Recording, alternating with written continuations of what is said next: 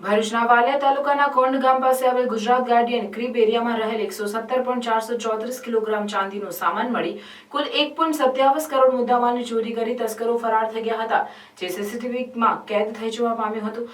આ મામલે પોલીસે ગુનો નોંધી કાયદેસરની કાર્યવાહી હાથ ધરી છે।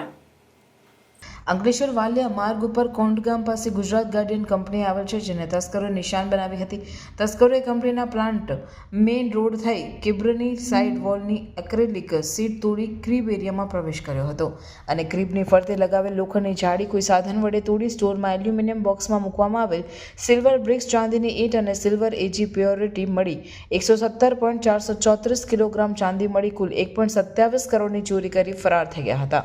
ચોરી અંગેની જાણ પરચેઝ મેનેજર ગુરુપ્રભુજી સિંહને થતાં તેઓએ અન્ય અધિકારી સાથે ક્રીબ સ્ટોરમાં લગાવેલ સીસીટીવી કેમેરા ચેક કરતા તારીખ 12મી માર્ચના રોજ 2:55 થી 4 વાગ્યા દરમિયાન 3 જેટલા અજાણ્યા ઈસમો હાથમાં હેન્ડ ગ્લોવ્સ સાથે મોઢે કાળા કપડાં પહેરી પ્રવેશ કર્યો હતો અને ચોરીની ઘટનાને અંજામ આપ્યો હતો। ચોરી અંગે વાલિયા પોલીસે 17મી માર્ચના રોજ ફરિયાદ નોંધી તપાસ હાથ ધરી છે। કોટેડ ગ્લાસ બનાવવા કંપનીએ જર્મનીથી સિલ્વર ઇમ્પોર્ટ કર્યું હતું, જેની તસ્કરો ચોરી કરી ફરાર થઈ જતા ચકચાર મચી જવા પામી છે।